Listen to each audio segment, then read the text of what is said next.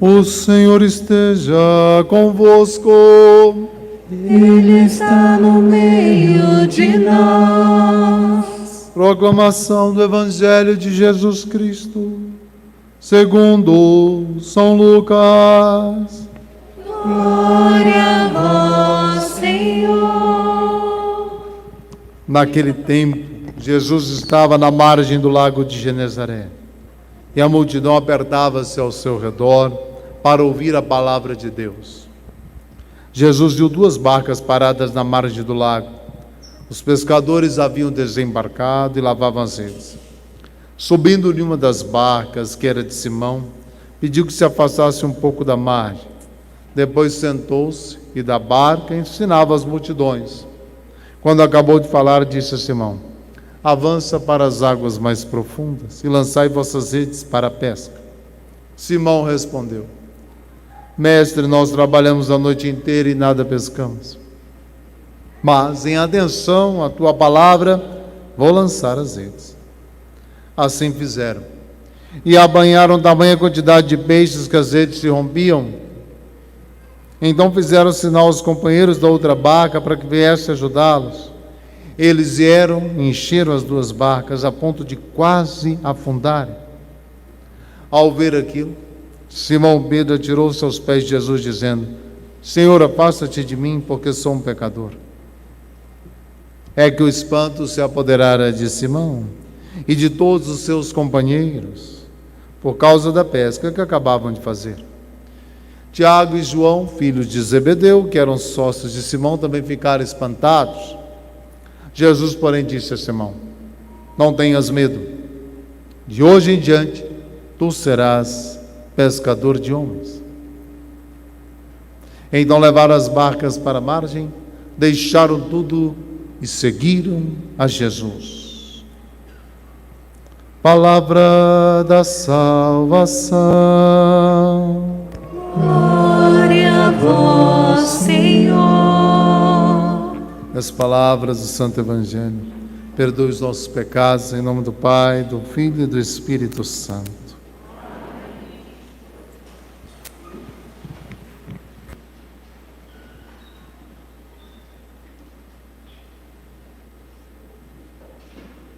Meu irmão, minha irmã, o Senhor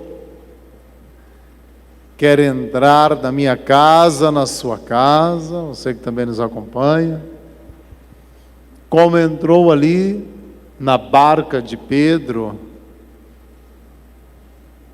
e o Senhor está dizendo para mim e para você: vamos para águas mais profundas, avance para águas mais profundas. Aqui é o movimento do discipulado. Jesus está na barca pregando para a multidão que estava comprimindo, então ele sobe na barca, fica ali um lugar favorável, a água ajuda a propagação do som, não tinha o microfone,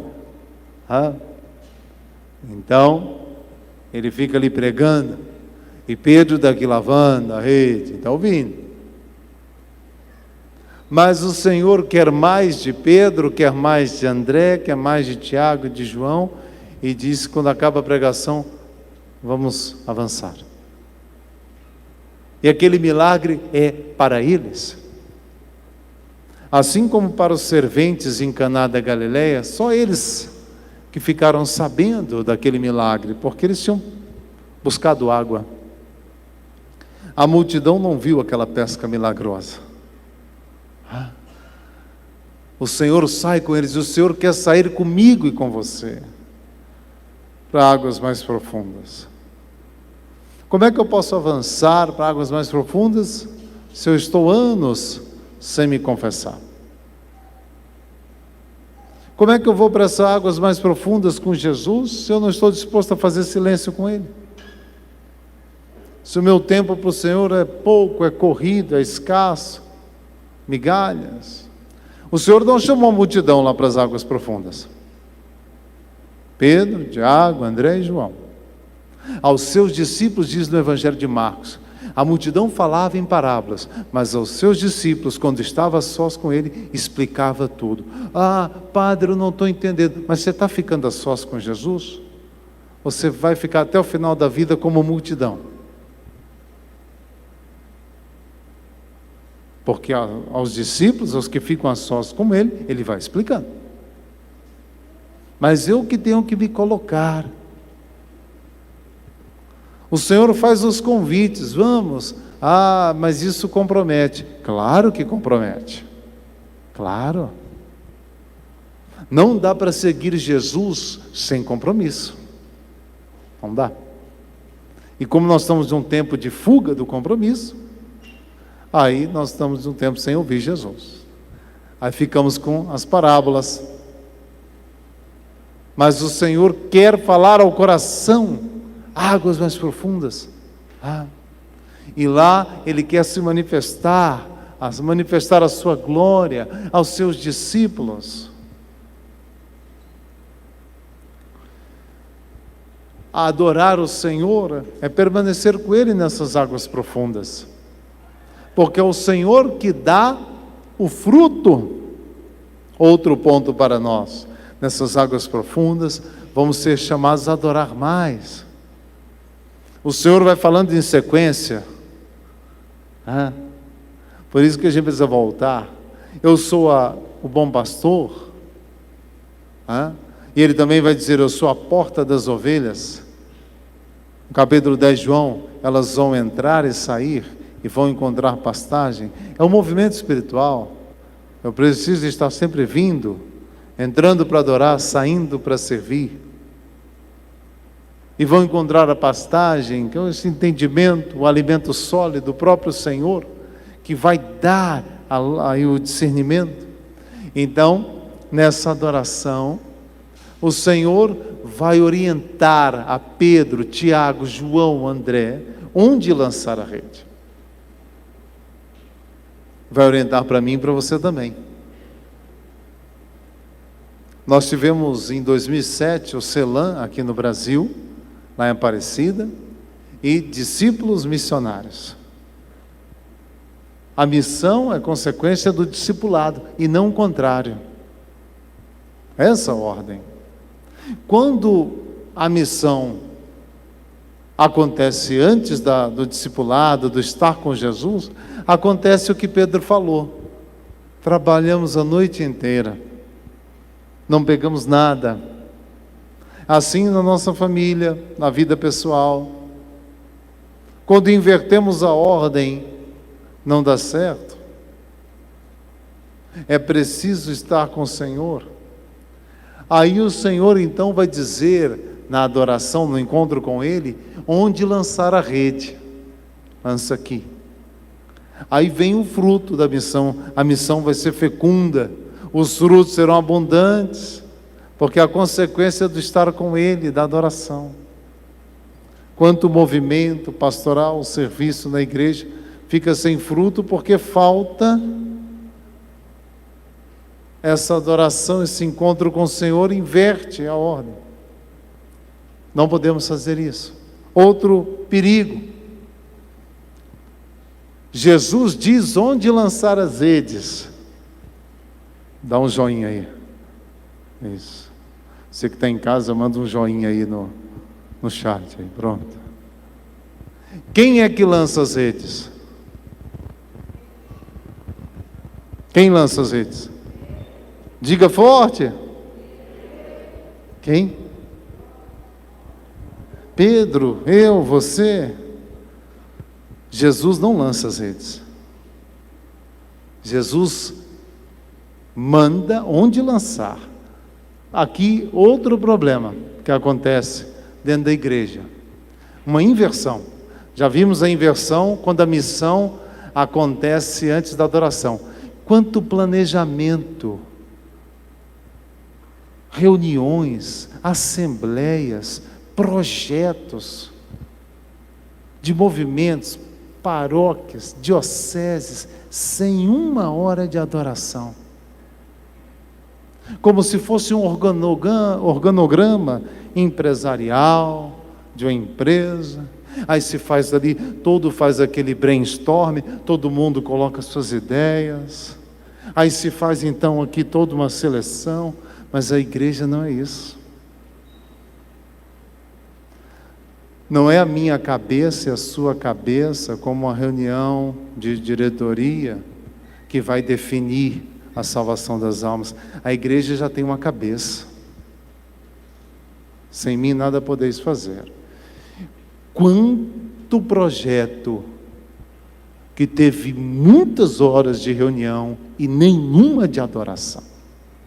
E quando foi puxar a rede, só tinha uma piaba lá, um peixinho, que o Senhor ainda permite só para a pessoa não ficar tão desconsolada. Nossa, quanto barulho por nada! Quanto sacrifício nesse evento! Aí quando você vai peneirar da conversão, ficou nem um grão. Outro problema está aqui. Jesus manda onde lançar. Pedro que lança, Jesus não lança. Acontece muito comum a inversão. Tem muito servo de Deus que quer dizer para Jesus onde lançar a rede. Senhor, eu quero que lance a rede aqui. E fica esperando Jesus lançar, e não ele. Estou esperando Jesus fazer. E olha, isso é muito comum. E eu já sei que muitos já estão identificando isso. Não, Senhor, eu quero pescar aqui. São esses que eu quero resgatar. Não. Quem diz aonde a rede vai ser lançada é Jesus.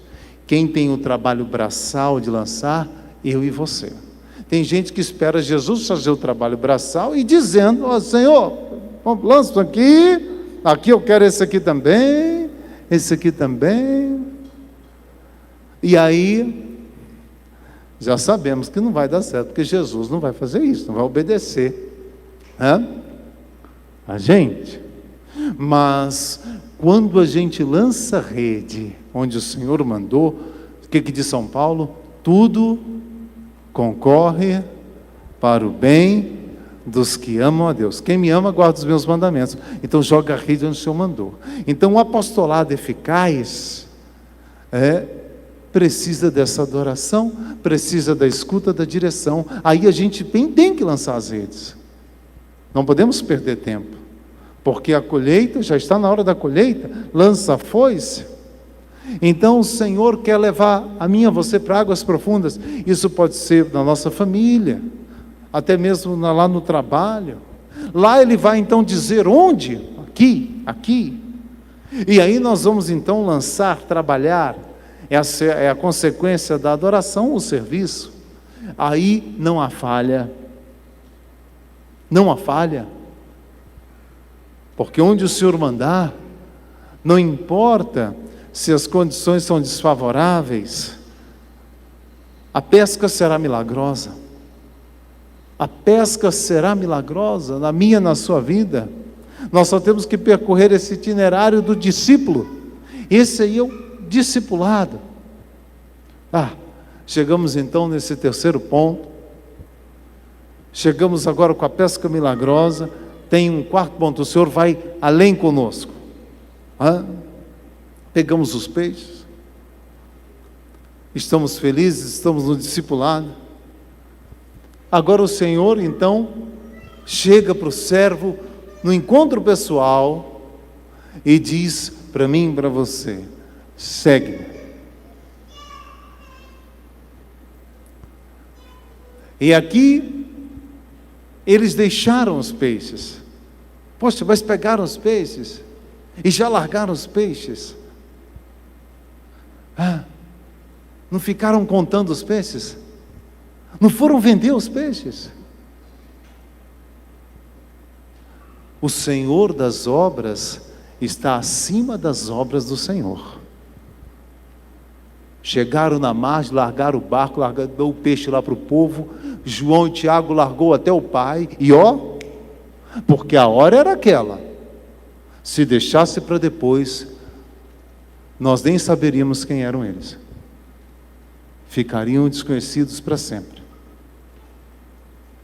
E aqui é o quarto passo, importante, também difícil, porque nem todo servo consegue se desapegar das obras do Senhor.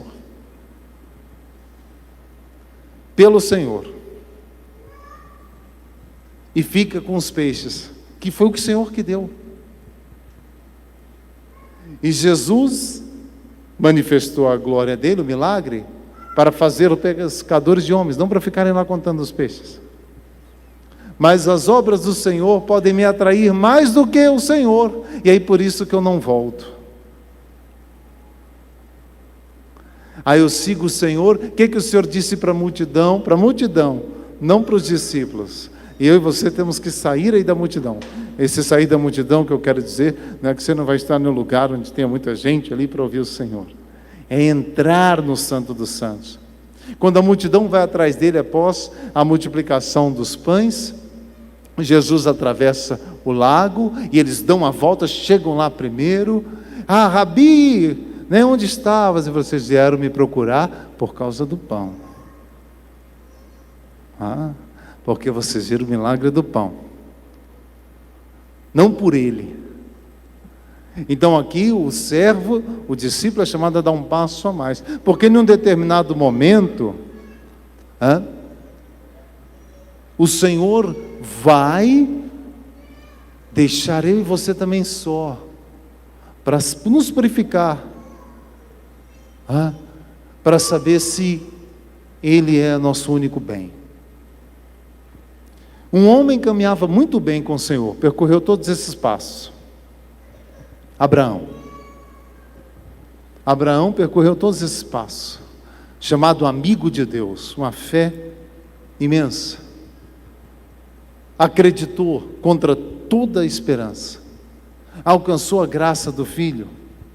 Ele que era chamado de Calil, o amigo de Deus. Depois de um determinado tempo, Abraão passou a se entreter mais com o filho do que com Deus.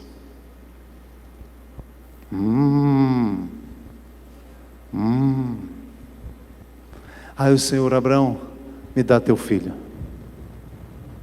Nossa Senhora Aparecida! Foi nessa hora. O menino já estava grandinho, talvez uns 7, 8 anos. Me dá o teu filho. Vamos ver quem é o primeiro. Seria bom para Abraão que o filho fosse o primeiro? Não. Seria uma armadilha. E o diabo percebe, porque quando Deus não é o primeiro, tudo mais é idolatria, não importa quem seja. E é um ponto fraco. E o Senhor tinha muita coisa a fazer com Abraão. O Senhor não ia matar Isaac, claro que não, porque foi ele que deu. Mas Abraão estava já no apego. O Senhor falou: me dá o filho. É uma obra do Senhor, mas não está acima do Senhor das obras. Isso vai acontecer comigo, com você, não apenas uma vez. O Senhor vai precisar fazer isso. E não vai pedir licença para fazer isso, porque Ele é Deus. Não vai pedir licença para mim e para você para fazer isso. Como um pai não vai pedir licença para um filho se precisar tirar dele um veneno que ele tiver na mão dele. O Senhor faz isso porque ama, e é justamente para a gente não se envenenar com a idolatria. E aí Abraão, graças a Deus, passa na prova, recupera a fé que estava vacilante. Deus volta a ser o primeiro, aí vem a bênção. Porque não me negaste seu filho. Abraão como que ressuscita daquela vacilação. Em ti serão abençoadas todas as nações da terra. O que diz Orígenes? Diante da prova, ou nos tornamos santos, ou nos tornamos idólatras. Se eu me apego às obras do Senhor, mais do que o Senhor, aí eu afundo. Se Abraão tivesse dito: não, Deus que me deu, não aceito dar, ele ia afundar ali mesmo.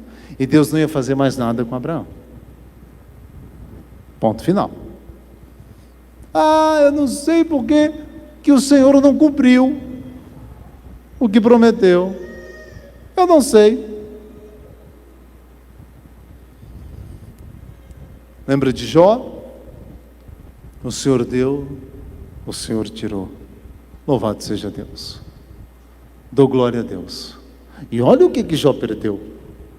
Foi pouca coisa, né? Mas isso é importante.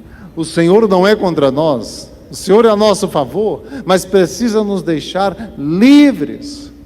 Então Pedro, Tiago, João, André largam os peixes, largam o barco e vão seguir o Senhor. Senão não há missão. Senão eu e você ficamos engessados.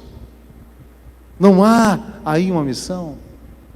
O Senhor precisa de homens e mulheres, discípulos de verdade, adoradores, que escutem onde Ele quer lançar a rede, que lancem a rede, e que depois dos frutos, não troquem os frutos, pelo Senhor e o Senhor pelos frutos, mas fiquem com o Senhor. Santo Antônio nas pregações, olha a imagem de Santo Antônio, muitas pregações, muitos milagres, mas chegava no final do dia, ele falava assim: só tu, Senhor, só tu, nada nem ninguém mais, só tu, Senhor, para que não entrasse nenhuma fumacinha de vaidade. E que milagres Santo Antônio via. Só tu, Senhor, só tu, para sempre estar com o Senhor em primeiro, sempre, sempre. É claro que a gente tem que olhar para os santos e ir na linha deles. São Paulo vai dizer: sede meus imitadores, porque eu sou de Cristo, para a gente ir fazendo um pouco mais. Então, meu irmão, minha irmã, isso de fato é uma verdadeira liberdade. Essa é a liberdade. O Senhor não quer nos destruir, ao contrário, quer nos dar as asas do Espírito. O Senhor quer nos dar as asas do Espírito Santo. E a gente não pode estar aí com uma desordem, um apego desordenado, senão não haverá evangelização. Com exceção de Judas, é claro, os apóstolos foram pelo mundo inteiro, e eu e você somos consequências dessa evangelização, porque alguém foi. E para que haja um prosseguimento, uma continuidade, eu e você também temos que ter essa liberdade para o discipulado, para a missão, para ficar com o Senhor, mais até mesmo no que as obras do Senhor. É claro que isso acontece mais na frente, mas vai acontecer, precisa acontecer. E eu e você temos que pedir ao Senhor essa graça para um fecundo, discipulado e consequentemente apostolado. Aí daremos muitos frutos. E os frutos? Vamos nos embriagar com os frutos? E achar que fomos nós? Que diz o Senhor: depois que você tiver feito tudo, como lá Santo Antônio, diga no final: sou servo inútil, não fiz mais do que devia ter feito. O próprio Senhor falou isso para os seus apóstolos. Nossa, mas Jesus é muito duro aí. Não, na verdade o Senhor está injetando nos apóstolos um remédio. Qual foi o pecado do primeiro anjo? Foi criado belíssimo, fortíssimo, poderosíssimo, ficou embriagado com a própria beleza e perfeição, e não reconheceu o Senhor. Aí foi preciso um anjo lá do último coro, bem inferior, gritar: quem como Deus? Quem como Deus? Então, quando o Senhor fala isso para os apóstolos, é para eles não caírem no orgulho e perderem o céu. Então já dá logo aquela injeção que tem que estar nas veias. Só tu, Senhor. Só tu, foi o Senhor. Dom Bosco, São Domingos, São Francisco, faziam a mesma coisa, todos, sem exceção. E quantos frutos que eles deram? Quantos frutos? E no final, só tu. Meu irmão, minha irmã, que esse itinerário de discipulado e de um apostolado fecundo seja assumido por mim e por você. É vontade de Deus. João 15:8. É vontade do meu Pai que vós vos torneis meus discípulos e deis muitos frutos. O próprio Senhor está falando isso. O Senhor tem a vontade que eu e você seja discípulo. Então saia da multidão, fica com o Senhor. Não tenha medo do recolhimento, não tenha medo da adoração, não tenha medo de ouvi-lo. Escuta onde Ele quer lançar a rede. E aí darão muitos frutos. E no final, qual é a recompensa? O próprio Senhor, como diz o Salmo 15, o Senhor é minha herança, o Senhor é minha recompensa. O Senhor é a nossa riqueza. É o Senhor. Esse caminho espiritual é que vai nos ajudar nessa noite escura. No final, é o Senhor que fica. E é só Ele que fica. Olhemos para Nossa Senhora, que percorreu perfeitamente esse caminho, e quando chegou no momento final, ela estava lá aos pés da cruz e os outros não. Estava lá com a única riqueza da vida dela, o Filho dela, o Deus dela, o Senhor dela, a qual nunca perdeu de vista. E o Senhor acumulou de graças, de frutos abundantes e incontáveis. Podemos olhar para Nossa Senhora e aprender esse caminho, esse itinerário.